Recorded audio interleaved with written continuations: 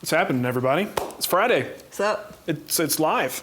Yes. Therefore, it is Friday Live. It is Friday Live. So we're here to do a show about nothing. No, we have some questions. We have some good questions. We have some announcements. We Couple have announcements. Ava turned 2 yesterday. Happy We have birthday to happy our birthday, daughter. Ava. Our sweet new handshake. Oh, she doesn't get it. Some people get handshakes, some people don't. Nicole's one of the latter. Okay, so it is Friday Live. My name is Marc Spagnuolo. I'm Nicole. And we are here to just kind of convey I'm married to this guy. In case you didn't know. My last Otherwise, name's she wouldn't be here, is what she's trying to say. She's kind of here just by default. We're just going to talk about some woodworking stuff, answer some questions from folks who sent us questions through Patreon, as well as our live chat room. You can go to thewoodwhisperer.com/live if you want to ask us a question live. If you're on Facebook, I usually go back and answer questions after the show. We can't really monitor that live. I can't monitor 3 chats. I'm sorry. It's just too hard. Yes. Well, Facebook doesn't make it easy. The format of the chat is difficult to follow. Even when I go back, it's not really a chat. It's not a chat room. It's a comment stream. Yeah. It's kind of difficult. So there's that. Yes. Okay, so And we have a sale going on. we do have a sale. Today. Yes. So if you go to the Wood Whisperer Guild, you'll see a big banner there. You'll see it on our regular Wood Whisperer homepage. We are doing our sales all through, all the way up till Christmas, actually. A new project each weekend will be on sale 30% off. So this weekend, it is the chest of drawers. That is a beautiful piece of It's a classic. furniture. Yeah, I actually had a session this morning, a consultation with someone who had a question with guiding the drawers, and one of the best things he could do was in that video, Oh, a nice. center guide system. And I have the same dresser that was made there. The thing is rock solid. He keeps his underwear in it. My unmentionables. Which basically my wardrobe is just 3 drawers full of shirts, and then like 2 drawers full of cargo shorts.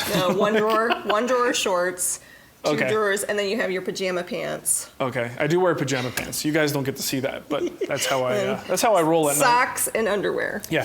Anyway, point is, we moved from Arizona to Colorado, and as far as like movement issues and things like that, these drawers are rock solid. And the key is that centered guide. So it's a really cool system. If you haven't seen the video, you definitely want to check it out. 30% off this weekend only, but it starts today. Yep. And Sunday is the last day of And the if sale. you want to know the sales that are coming up, this is a new thing that we did. If you head on over to People thewoodwhisperer.com. like to plan. Sorry. Thewoodwhisperer.com/calendar. You're so mean to me. We're going to get a lot of comments about your attitude today. Oh, I know. And you interrupting me. People don't like it when you talk over me. You were talking over me. Listen, quiet now. I'm going to sip, peel, We and like win. to finish each other's sentences too. Did What? you win? Yeah, the one thing with this sip, peel, I and win. won a muffin. But all we get from there is coffee. So you get this stupid sip, peel, and win. All I want to win is coffee. And No. what do I not? Like the one thing they never They put on these never things? put the coffee. Coffee. So if you want espresso, you're good. If you want a bagel, you're fine. If you want a stupid, Muffin. terrible donut, you can do that. All right, anyways. So Chest of Drawers sale, go check it out. Yep. It's thewoodwhispererguild.com/chest-of-drawers. Cool. Okay? And then also, I just checked, season 8, 9, 10, and 11 are now all on Amazon. Holy smokes. So they finally approved season 9. I was having some trouble with some of the videos. Yeah. And It's just tricky to get it on the platform. 8 was approved before 9, but now we have 8 through 11. We are all up in Amazon's junk. Yes. So if you like to watch The Wood Whisperer on Amazon, you can. It's a cool way to do it. More episodes to annoy your significant others with. And we have a big library, Yeah, so it is yeah. kind of fun to go back and look at some of the older stuff that like I forgot. Half the time you're playing something, I hear her in the office, and she's playing a video, and I'm like, I don't remember even doing that. That's kind of funny. You know what's kind of cool? Because I have to look at every single video before I upload it, and I'm being reminded of the inventory. So a lot of times when you'll get a question, because sometimes questions come to me, I'm like, hey, I know the answer to this. Right. I've been here before. Here's the link to the video. Okay, so of course, Patreon is one of the things that makes this show go. If you go to patreon.com/woodwhisperer, you'll see all the different reward levels you could sign up for. We appreciate anyone's support. Even if you don't want to support us, that's fine. As long as you watch, we like that. Tell your friends about it too. That always helps. But here are some of the folks who helped us out on Patreon this past week. Craig Reichert, Robert Murray, Daniel McGarity, and Francois Gerard. Ooh, Francois. Francois. I like that name. You think he's Spanish? No. Okay. Hey, we should tell everybody we have a new goal too. Woo! So you may or may not know this because the last 2 times we've done it off air. But at the end, when we read questions, we pick our favorite and give them a guild project. Yeah. And we sometimes forget to do it live, but what she's saying is we do it afterwards. Yeah, I contact the person. We don't skip it. Yeah, we don't skip it. So we're still going to be doing that, but we have, for the Patreon people, a new goal that we're setting, that if we hit the goal of 2,500, we will start selecting, just even if you don't have a question. I felt bad for the people that just don't have questions. Well, then you don't want people to ask stupid questions just to have a question. Right. So, what's your favorite type of sock? I like an ankle sock. Not too high, not too low. Yeah. I actually get dry ankles sometimes, so it's fine. Go ahead. Nobody wants to hear about your ankle socks. Look, sometimes I have to moisturize, okay? But anyway, so once we hit that goal, we're going to start selecting, what did I say the goal was? We don't even know. I don't even know. It'll be something cool. When we hit this goal, we'll pick a random patron to receive an early bird bundle in the Wood Whistler Guild. The person will be selected at the beginning of the month. Once a month. A person will get a early bird special, and so if they already have it, we'll substitute projects for them. So even if you go in at the lowest level, which is the self-taught level, which is the picture of you breaking something. Yeah, I got you. You'll be in that running for that drawing. So that sounds great. Okay, so should we get to some woodworking questions? Yes, let's do it. Okay, excellent. First one is from Eric Cassidy. He says, "Hi Mark, on a recent wood talk, you and the guys talked about preferring a table saw and crosscut sled over a sliding compound miter saw for fine woodworking. I have a very small shop and have to get by without a table saw. What would you recommend as the best combination of tools to have for woodworking without a table saw? Also, I've got the Bosch Glide miter saw and have been happy with it for carpentry, but had some accuracy problems for finer work. In your experience, was the Festool Capex significantly more accurate, enough to make it viable for furniture making?" Okay, I think I may have misled people a little bit with this because of my sort of experiences that I've had and the shift I'm making back to the table saw and a little bit away from the miter saw may have given people the impression that I don't think miter saws are good for the fine woodworking shop. I got that impression. All right, you're part of the problem. You're not part of the solution, you're part of pollution. There's a sign in my old science class that had that sign. It was so dumb. Okay, so I don't think that that's the case. I do believe that miter saws can be tuned up and calibrated to work just fine. And if you have a good stop system in place and a good quality blade, you can absolutely make miter saws and sliding compound miter saws work very well for you. And that's what I've been doing for the last few years. But in my testing and my experience with recent saws, it showed me that not all of them are going to be able to be calibrated and tuned up to that level and can provide a lot of frustration. So that's the reason why I'm sort of changing my tune on this, because I think it's easier to get more accuracy at the table saw and better precision.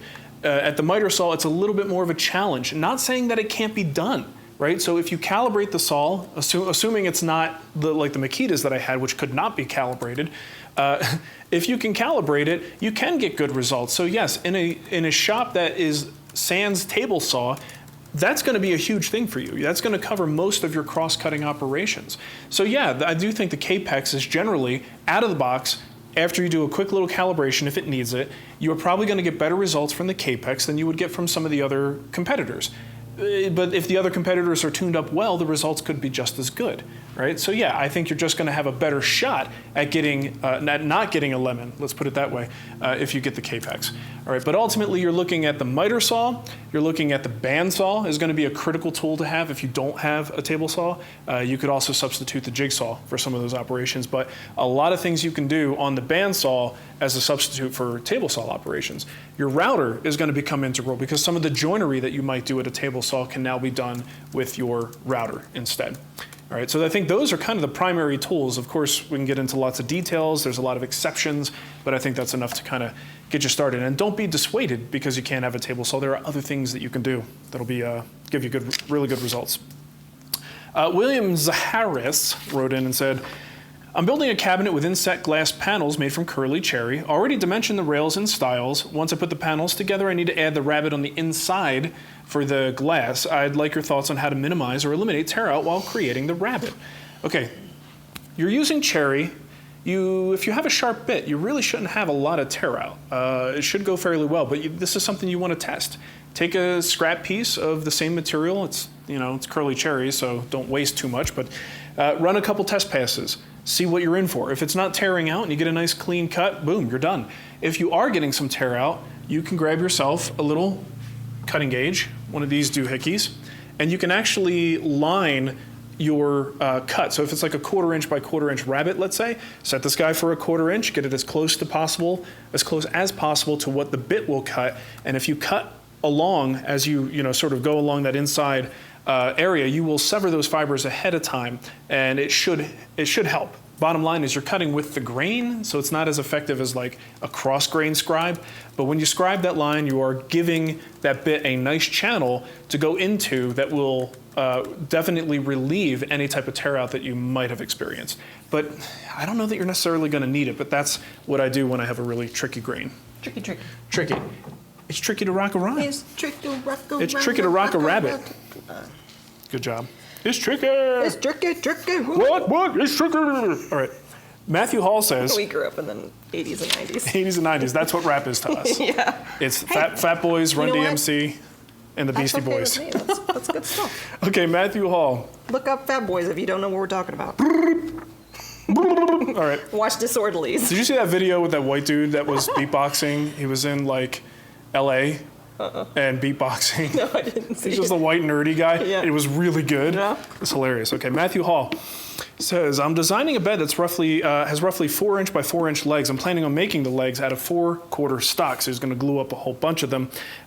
He says that he asked about a joint. Let's see. Which one is it? The lock miter joint, and I guess I poo-pooed that idea. He says, so my follow-up question to the prior is, what other joint would you recommend that would be hard to detect on a leg? Okay, so this I'm having a little bit of trouble understanding what you would need or want to do if you are putting 4 pieces of 4/4 stock together. You are going to have joints, and there's nothing you could really do about that. Now, if you use some kind of a bit or something else, you could do, biscuits or dominoes or dowels, something if you want to help those things from, shifting back and forth. But there's really no need for an alternative joint. The best way to hide a joint is to make sure that the joint is running parallel with the grain, okay? And in the form of a leg, your grain is running vertical and your joints are running vertical. So the best case scenario is to simply slap some glue, clamp them, and be done with it. The things you can do are make sure you use a glue that when it's dry is close to the color of the finished product. The closer it is, the less obvious those joints will be. And of course, also make sure that your surfaces are as jointed and clean and smooth as possible, because if they aren't, if they're a little jagged or wavy, that shows itself in the glue joint as well. Can you use Timbermate on it, or is that just for... Timbermate is a wood filler. Yeah. So if there were gaps, you could use Timbermate to hide things, but we're just talking about a glue joint, where 2 pieces come together and you just have a line.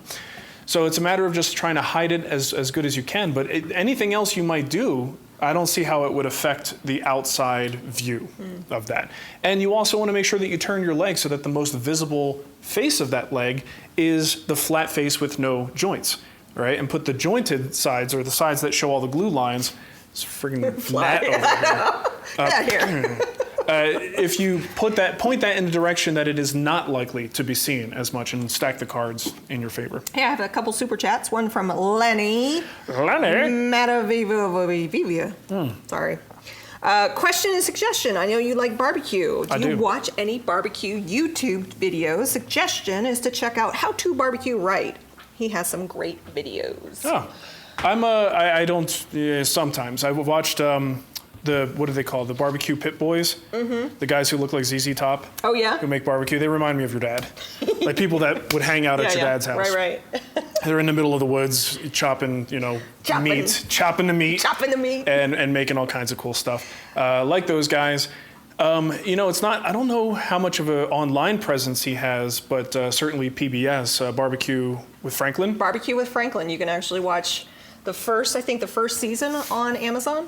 And I do think he has a YouTube channel. I'm just not sure how active it is. Barbecue with Franklin. That's really good. I love that show. Yeah. And I'm not even that big a barbecue person. And there That's was a fun show. I think it's Mother's Barbecue. if I'm not mistaken. There's a guy who, you know, the smoked meatball sandwich recipe? Yeah, the meatball sub recipe I got from that guy. Oh yeah, BBQ with Franklin does have a YouTube channel. It's called just like I said, I don't know how active it is though. BBQ with Franklin. BBQ with Franklin. Well, there you go. He's a cool dude. Yeah. He's the kind of guy I'd like to hang out with. Yeah. We could eat some meat together, drink a beer. Drink a beer, eat some. Drink a beer and eat some meat. Okay, let me skip to what is kind of the feature of the show today, and that's router bits. We're going to talk about router bit sets and what we recommend, because I got two questions here. First is from Michael Brindle. He says, can you discuss the differences between upcut and downcut spiral bits when you use one versus the other? And then Thomas Likens wants to know the types of bits that would be good for a beginner in terms of a set. Someone starting out with nothing but wants to invest in high quality, so which bits are most common for woodworking and furniture making. So, I mean, I could put a lot more thought into this, but I didn't have time. It's okay. It's Friday Live. Yeah, it is. But it could be a future episode, right? Well, what I'm going to call this, though. Did you get these bits from different places? No. They're all from the same place? Yes. What? Who is it from? We'll get there. Okay. Don't spoil the ending. Okay. Bury the lead, Nicole. Because somebody's going to say, hey, where did you get that awesome case of bits? We'll talk about it. So that's an impressive So I'm going to call this like my top 4. I mean, I really narrowed it down to the basics. There's so many more you could have. We'll get into the details, but we're going to call this Marc's top 4 router bits. I see 5 on the table. Marc's top 4 must-have router bits. Okay. I just moved it. So very quickly, this is a set. All right, now this set is from Eagle America. Oh. Our friends at Eagle America. Yes. At least, you know how Eagle America has different, like they have MLCS. Yeah, MLCS and So- Eagle America. I think, so this one came from Eagle America. I believe this was an Eagle America set. Yeah. But How long have you had it? Years. Years. I'm gonna, hold on a second, watch this. Oh, that's not annoying. It's gonna close now. Okay, but it's Z-Wave, baby. yeah. I'm just showing off. I could hear the leaf blower over there. Okay, so what you see here, this is a multi-piece set, and this is actually a rather good one. You can buy a lot of these Chinese-made, go to Amazon, you'll find a bunch of Chinese-made giant sets of bits. These are all kind of falling forward, so you can see what we've got here, if I can keep them in place. Those are okay, and I recommend if you're really unsure about what bits you want to buy, those big sets are fantastic because you get a whole bunch of different sizes, you get a lot of variations, and it's fairly cheap. But unfortunately, the bits themselves are kind of crappy. So the idea is use what you can from the kit, and then once you narrow down your bits to the ones you use the most, then you invest in a really good quality set, or a good quality, you could just kind of pick them up a la carte. So what I have down here, this is what I'm calling my basic 4, my big 4.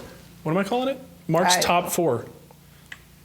I think if you're going to start, this is where it all begins. Now, this is a simple round over bit that will put a round profile on the edge of a board. This is a chamfer bit, which is kind of a similar deal, except for instead of a round over, it's a little straight 45-degree line. We call that a chamfer. This is a flush trim bit, happens to be a spiral configuration, but you can also get those with straight knives instead of spiral. Spiral's better. And this guy is just a regular straight bit, again, spiral configuration, also available in a non-spiral version, should you be so inclined. And that would look something like this, smaller version. Okay, so here's the thing with these bits.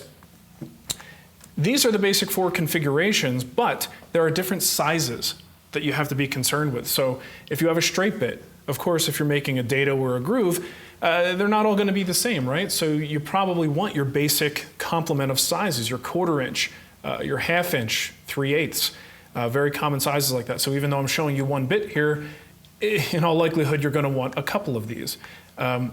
So let's see, the other one you would need a couple of is the round over, right? So sometimes you want a big round over, sometimes you want a little one. For instance, this is my common used round over, the one I use the most. This is, I believe, like a little 1/8 inch radius round over. And this is the one that almost all furniture I build, it gets hit with this before I'm done. Right? This just eases the edge and gives me a nice smooth corner and leaves those sharp corners off the project. So if you are going into the round over bits, you might have 2 or 3 of these, your 1/8 inch, 1/4 inch, 3/8, things like that, but it just kind of depends on what you use. You only really need 1 chamfer bit, and then you can get away with 1 flush trim bit like this. Sometimes you'll have to run it up, sometimes you'll have to go upside down or flip the orientation of your template so it's on the other side of the workpiece to accommodate what you need to do. But if you go nuts, you can have a lot of varieties of flush trim bits. It just depends on the kind of work you do. But essentially, these are the main 4 formats that I would recommend. Did you get this case with the bit set? That case did come with the bit set, yeah. Cool. So if anything, you know what, see if you can get a hold of Mitch at Eagle America and see, what do they recommend for a basic beginner set, and we'll provide a link for people. Now, I'm looking to answer the upcut and downcut spiral question. Bits to me are very intimidating. Are they? Well, just Why? because there's so many of them. Sure. And it's like, which ones should I use, or what should I have? And What do I need? what do I need? What do I want to Shay? do? What do I do? Okay, so I don't know that I have a good example here, but with the spiral configuration, this goes back to the other question from, I believe it was Michael. In a spiral, you have 2 orientations, right? You see in this case, the blade's going this way. You could actually have it running the opposite direction, and they are known in the industry as upcut and downcut, or up spiral and down spiral. The way that I remember this is in the orientation of a handheld router. So if you are in a handheld router, your bit is always going to be facing down like this. Here, let me get a little better position for you. Your bit's facing down. So an upcut bit in a router, the upcut direction is toward the base of the router like this. So what that means is as you are cutting along, your waist and everything is kind of pushing upwards. So what that can lead to is a little bit of tear out at the surface of the cut because it's pushing up. But the good thing is it has less heat and friction because it's getting a lot of those, the wood dust and the chips are coming out of the channel that you're cutting. If you have a down spiral, you tend to have a cleaner exit point for the bit because everything is being forced downward, but you can have a little bit more friction and heat buildup and things like that because you are not as effectively pulling the dust out of the channel, the mortise, the dado, the groove, whatever you're cutting. Okay, so that's the primary difference. Let me get the camera back up and then I'll talk about just briefly why you might use one over the other. I am collecting questions, by the way, as he's doing a Yeah, phone. So it just kind of depends on the situation, the orientation. Sometimes you're using the router table, and at the router table, this up spiral bit, for instance, up spiral because the blades are going this way as it turns, is flipped this way. So now the directionality is, even though it's an up spiral bit, the directionality we're concerned with is down. It's going toward the table. So this does affect the orientation of what you do. So I honestly, most of the stuff I buy is up spiral. I find that they cut clean enough. If you're cutting a mortise, so it's a little bit, frayed at the top corner, if it is, who cares? It's going to be covered with the shoulder of your tenon. So for me, the upcut spiral is probably the one that I'm going to stock up on the most. Thomas Likens wants to know carbide or high-speed steel, which is better for spiral router bits. I don't know. I don't know. I don't even know what I have. It's probably high-speed steel. Yeah. You know the whole thing with high-speed steel and carbide. Carbide lasts longer, it's more expensive. High-speed steel tends to be able to get sharper, but doesn't last as long, and is usually cheaper. Can you sharpen any of these yourself? Someone can. Oh. I sure as heck can't. Yeah, you know what? It wouldn't be a spiral anymore by the time I'm done with it. So I guess it's a matter of cost with carbide. It can be cost. It can be final results. Carbide is nice. It just depends on how much you're using it. If you're doing a lot of production work, and you've got to crank out tons of this stuff, carbide's probably the way to go. You get more longevity out of it. It doesn't get dull as quickly, and you're also in a situation where you're more likely to invest more in a higher end bit like that. Okay, so again, it just kind of depends on the application, what you're doing with it, and the orientation of your work pieces. But for me, upcut, and that's why I was looking over there, I'm trying to find a downcut spiral, and I can't find one. So anyway, if you're curious about the difference, and you're trying to figure it out, if you're trying to figure out what you have, hold the bit so that the sharp end is down, hold it like it would be oriented in a router, and spin it clockwise. And as you spin it clockwise, look at where these things are going. Are they moving upwards? Think of like a barber pole. Are they moving up, or do they look like they're moving down? And that's usually how, if you're not sure, how you can figure out what you've got. Our Dennett says you have to be careful with those carbide spirals. I had one snag and shatter on me. Carbide's more brittle. Yeah, is there was another no thing. good reason why I didn't get a puncture wound from the shattered bit parts. Yeah. That's Gotta scary. be careful. Woo. Certainly. That was scary. Then there's also good carbide and cheap carbide, and you know, it's good to go with a good router bit manufacturer. Again, I mentioned these big sets is one of the areas where I think you sometimes can get away with buying a little bit cheaper because you're not using them. You're kind of using them as a backup plan and a menu of options. And then once you know what you're using a lot of, then go buy the high quality stuff. Eagle America has great stuff. MLCS has great stuff. Amana, Whiteside. You know, and I've got some Rockler bits. These blue ones are Rocklers. Those are just fine. Somebody says they are called flutes. I don't know what he's talking about. Flutes? Well, the flutes are usually the blades. Oh, You're gotcha. talking about that. All right. So that's it. That's it for my Thomas? question. Okay. That was Thomas and Michael. Thomas and Michael. Well, I have a couple of epoxy questions. Oh, boy. I have one from Chris Jones. He wrote me directly and says, "Hi, Nicole. Your email is the only one I have for you guys. Okay. I have a question for Marc about the epoxy system he uses. I'm cutting some discs for my niece. She's finishing them and then writes on them in calligraphy. One of them is cracked. As you can see, there's a crack on the disc, and he would like to fill the widest crack about that size. 330 seconds. I was wondering if I would need to use the filler 404, and is there any benefit for using the filler? The discs are about 7/16 and a half inch wide. Blah blah blah. So, wouldn't you do like bow tie too? You could do. I guess if you're wanting to keep it solid. So these look like. Here, I don't know if you guys can see that. It's just a slab. It's like an end grain, you know, cross section. Chop the wood. They just chopped the wood. Is what they did. Yeah. And it's a crack. So yeah, you could certainly. I mean, if he's, how big are these things? I don't know. They're probably like this. Oh, sure, they are a good size. Yeah, they're a good size. Yeah, But those she's things are writing on them. notoriously going to crack. Yeah. You've got the pith in there. It's it's a recipe for wood movement issues Right. over time. And usually what you're saying is accurate. If you have a split, sometimes you would like to stop that split from getting any bigger. So you could put a little bow tie inlay in there or something to prevent that from happening. That may be more than what he's looking to do. Yeah. He may just want to quickly fill these. So I think epoxy is a good solution for this because epoxy is gap filling. So if you have a big 1/4 inch gap, he said 330 seconds, pretty close to a 1/4 inch. The epoxy is really good at grabbing onto the sides of that wall and holding onto them. If you just use like regular wood glue, you put that in there, it's not going to hold those things together. It's not going to make it sort of as one unit. Epoxy is definitely much better for that application. It's certainly not better than a bow tie, but it can help prevent splitting. And for how long and how effective it is, that's kind of variable depending on the situation. So what he's asking is, when you make the epoxy, they also sell fillers. And these fillers are like a powdery material that you could dump into the epoxy. And what that does is it gives it sort of think of cement and rebar. Okay, so when you make a big cement slab, yeah, it's hard, it stays put. But if you have some kind of structural material inside there, like a network, it gives it extra integrity as it binds to it and just makes it stronger. So the idea with these fillers is they kind of do the same thing. They give it a little bit of a matrix inside there for it to become structurally more stable. How much of an impact that has in a 1/4 inch gap, I'm not prepared to tell you that. I don't know.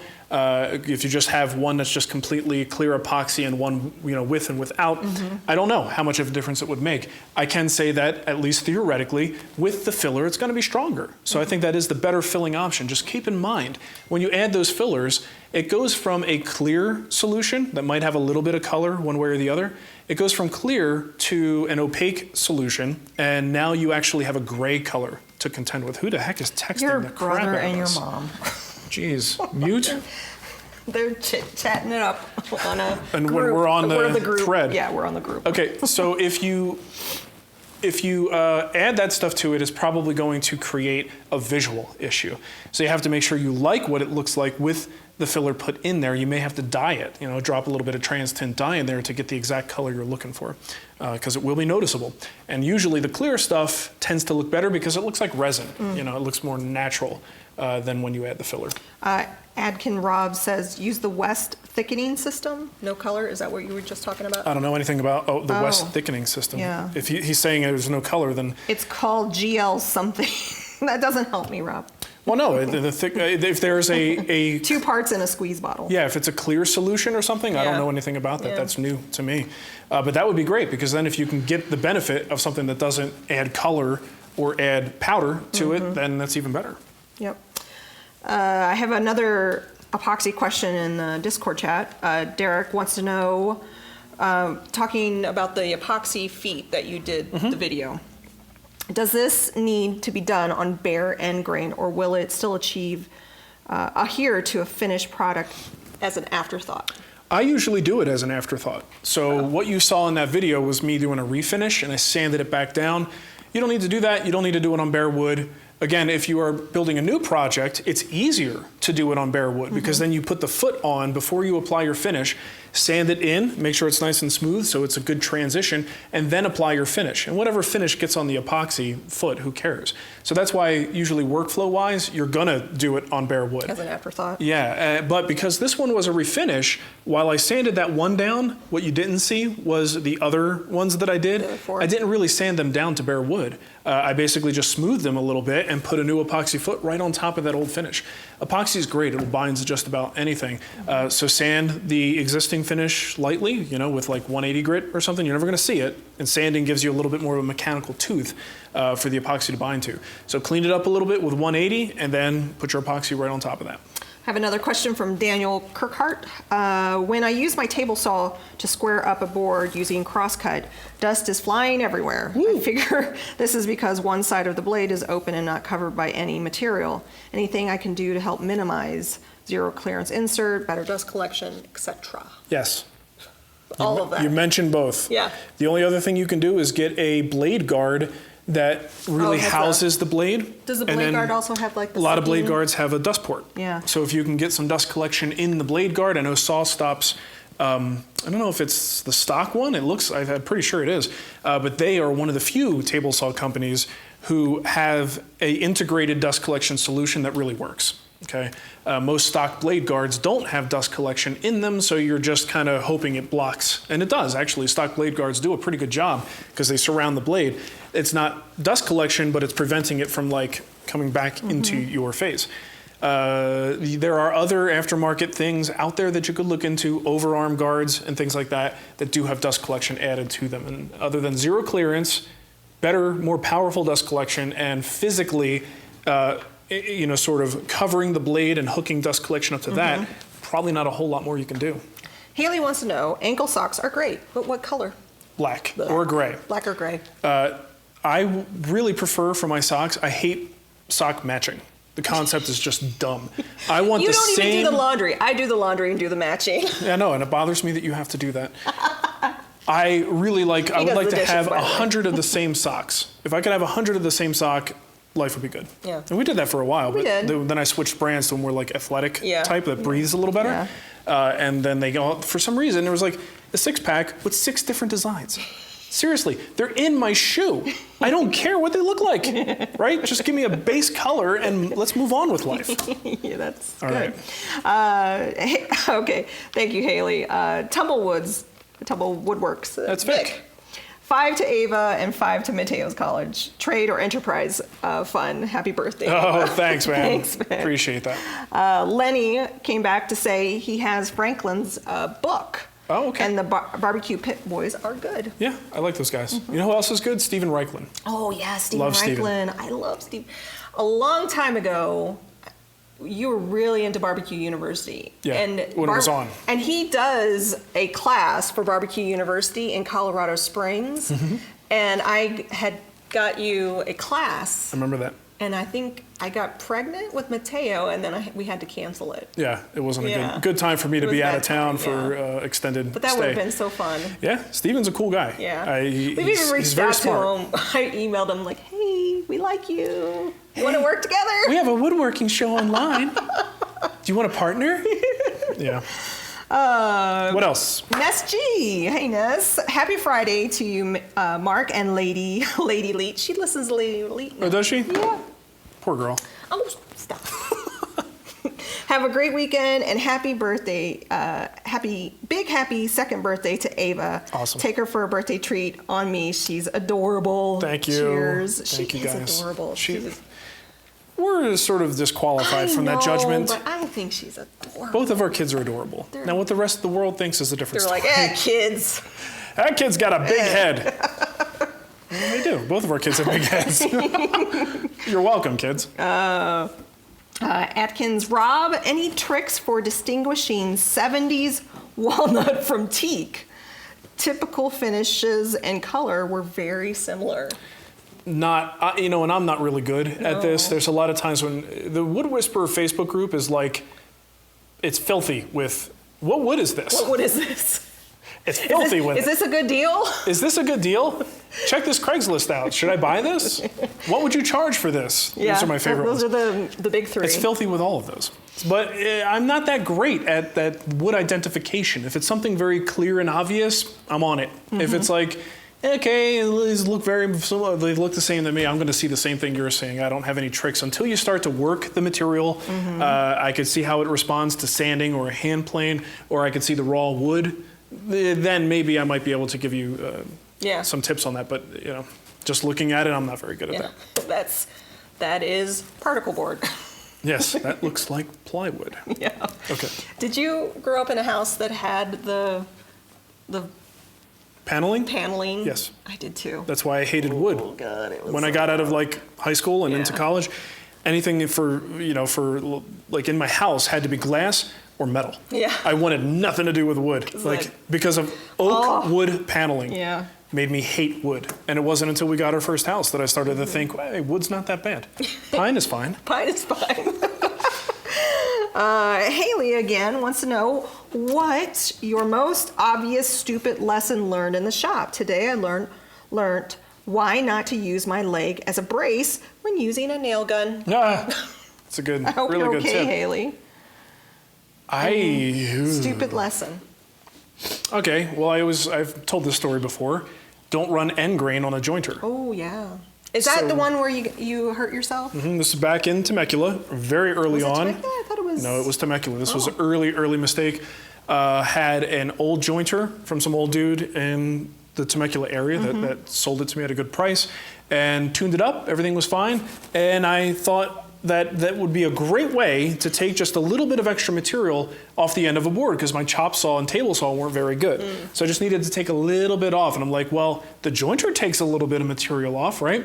So I ran a 5-inch wide, tall, narrow board over the jointer and found out that was a terrible idea because, of course, the blade caught on part of the end grain.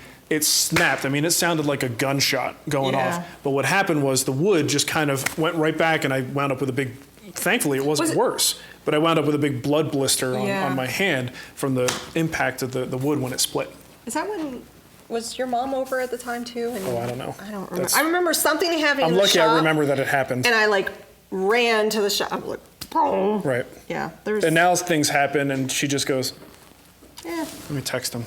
Everything all right? Anakin Rob says it's West System G-Flex. G-Flex. G-Flex. That was my nickname in college, by the way. Sure it was. Yep. Why is that unbelievable? It just is. G-Flex, I'm going to look into that. So what else? Brett, what is the project for Woodworkers Fighting Cancer? Brett, thank you for asking. I was hoping somebody would bring up Woodworkers Fighting Cancer because guess what? We have picked our charity. We have sort of picked the project. We're still working out. We're still. Well, we can show of hands, right? Well, let me Very tell informal. you the charity first. Okay. So it's the Jimmy Fund, and I have the page set up right now, and we are supporting the Center wrap it up. for Cancer Genome Discovery. Sweet. How cool is that? one of our viewers works in that department. And he emailed us and told us about it. I'm like, hey, the Jimmy Fund, and I start reading more about it. So if you go to www.myjimmyfundpage.org/give/WFC 2017. We'll put a link for you. Yeah, we'll put a link in the show notes. We'll make it easier. You'll see the history of woodworkers fighting cancer, so it's all brand new. I haven't published any of this. I haven't updated the main website, woodworkersfightingcancer.com. We're ramping up right now. We're ramping it up. So, but we have selected our charity, and we are talking about either a memory box. Well, okay, let me do this real quick. Okay, you do. So, I don't know. my buddy John Funk, I was talking with him about it. He came up with a great idea, and we're thinking about we're going basic this year. We really want to get as many people doing this as possible. So the two ideas we're knocking back and forth is, one is like a basic frame that is a keepsake frame. So the idea would be that the frame has a certain amount of depth. It's got a pocket in it that you can put mementos. You could even we'll have to see about how like the resins react with this stuff. I don't know anything about it. Got to research. But you could maybe put a picture and layer different mementos in, and you're sort of just going to pour. We're just talking about epoxy. That's one of the options. It's the theme. Yeah, that is the theme. A nice clear epoxy bed in there, and you embed this in the frame so that the frame itself becomes this, memento of a person. And this doesn't have to be someone who you lost. It could be someone you want to honor who's still alive. And that was part of John's thinking, is like we tend to honor people after they pass. And it's nice to take time to honor people while they're still with us. And what I like about this is if you don't even want to go in that direction of sort of thinking memorializing things, this is great to do with kids, and get some craft supplies and some stuff that the kids can drop in there and then pour the epoxy on there, let it harden, and it's something they can put in their room, hang on the wall, whatever. So that's one of the ideas. Second idea is a late game entry from Nicole, who wants a little washer game. So I grew up in the Midwest, and we didn't play the cornhole game. We played washers. And it's similar, but... we played in New Jersey. It was a game called Hide the Salami. Okay. It's pretty good. It's like horseshoes, but it's little boxes with a little ring, and I just love the feeling of throwing a washer. I got a whole bunch of it. You can have a ball. I'll just leave you in here while I'm working. Throw washers all over the shop. But the idea is if you enjoy yourself, and you would use like those old tin coffee cans as the thing. You just nail it in the center. So you have the box and the thing. Something you can do like a little PVC tube. Well, it needs to be like a coffee can. It needs to be big because if you get the washer in the can, it's a decent distance. Yeah. So it's like horseshoes, but with washers. And would it be a tabletop game? No, it's an outdoor game. Is it? Okay. Yeah. So you line it up. If you get the washer in the can, it's 3 points. If you get it in the box, it's 2 points. And if you get it, I think, a foot to the box, it's 1 point. So the idea, what I'm trying to think is like, can we make just a little box that nests together? You have the washers inside it. It would just be a simple box, maybe cut it in half and put rabbets on them to make them nest together. So those are kind of the two ideas we're considering. So hey, informal show of hands in the chat or after we do the repost on this, if you're watching this later. Can we could set up a poll. We'll put up a poll on what sounds more fun? Twitter okay. Account. Yeah, and we'll do and the thing is, both of these are, the key with these charity builds is they have to be somewhat unique, because we have to be able to identify that this person built this because of the charity. They didn't build it 5 years ago and just sent us a picture. But these will all be easier builds that just about anybody should be able to do. And great gifts. I don't want people to build things that they can't do something with. Like, when we do the bigger projects, it's hard. Like that castle bookcase is fantastic, but you got to have a place to put a castle bookcase or have someone to give it to. Smaller things are much easier to do this with. And I do want to mention, tooting our horn a little bit. I don't know what the most recent total is, but it always boggles my mind every year when I see grand total since we started this thing, how much money we've been able to give to charities. And I think we're probably pushing toward 80,000 this year. Is it 80? I thought it was. I don't know exactly what it was. I have all the numbers here. So it's got to be somewhere between $60,000 and $80,000 we've given to various 40, cancer charities. 60, 80. I say it's almost 100. So we're pushing up to $100,000. This is real business. And we already have commitments from some corporate sponsors like Eagle America, MLCS. very super cool tools, who, by the way, give away this month if Yes. you need to upgrade your table saw Don't miss fence, over at the giveaway page. Who else did I talk to? I just got a confirmation from, paramedic. Duh. Oh, Paramedic. I have no idea I was who it looking at might the camera, be. I'm like, paramedic. And if you're not familiar with this, maybe you're new. Basically, you build the project from our plans. It's got to be something that proves to us that you just recently made it. What you do with the thing is totally up to you. But if you build it and you send us a picture, or we'll do something probably if they make a video on it, Yeah. we'll give them a little extra something. We usually donate on your behalf to the charity. And then the companies who sponsor will match that donation so that it becomes really powerful. When one person builds one small thing and then multiple companies are matching the donation, suddenly building this small little project for your kids or your neighbor's kids or whatever, it becomes a very powerful donation. Right? Yeah. And you get to build something fun at the same time. It's awesome. So one of the best things, I one of the love it. best things we have ever done with this whole Wood Whisperer thing. It's so it's gearing up. So thank you for that question. Yeah, thank you. So I have. We gotta finish up. I know, but I have a couple super chats. Get moving. The Wood Lab, for whatever you'd like, and happy birthday to Ava, Oh, celebrating thanks, man. watching my last Friday live from my desk at my current job, starting a new job on Oh, Monday. well, good luck to you. Congratulations. Hope it's a good thing. Yeah. Change is good. Well, change is good, but it's also scary. And when you start a new job, you have that period of time where you got that nervous feeling because you don't know what you don't know, and you're learning, and it's just really awkward. And so, I have the nervous feeling because we need to finish the show. So hopefully that period is very short for you. Yes. You pick it up. And then Matt Scratton says, Ava, it's your birthday. Ava, it's your birthday. Thanks, It's your Matt. birthday. Appreciate It's it. your birthday. And let me just do a quick refresh just Make to sure make we're sure done. we're done. Because I got to take Ava her lunch because I forgot it today. Today was one of those mornings. It was a crazy morning. All right, well, thank you everybody for Yes. watching.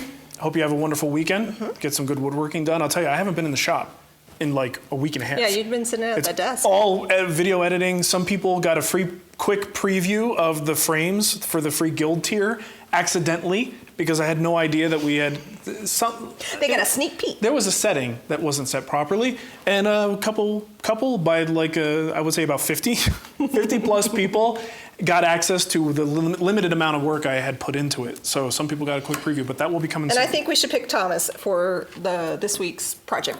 Has he already gotten something before? I don't know. But that was a great question Yeah, about the router that's a good bits. question. So Thomas, you're our winner. Thomas! And remember, if you I will want contact you. to help out the show, patreon.com/woodwhisper is where you can go and sign up for a little reward donation thingamajig. And we never say this, but we are broadcasting this on the Offcuts channel. So if you would like notifications of when we do this, you should probably You subscribe. need to subscribe to the Offcuts, yo! Subscribes to it! And I also not only do Friday Live on Offcuts, I do in-depth product videos. I just do a lot of things. Oh, I also rant sometimes. Books. I do, rant about stuff, complain about things.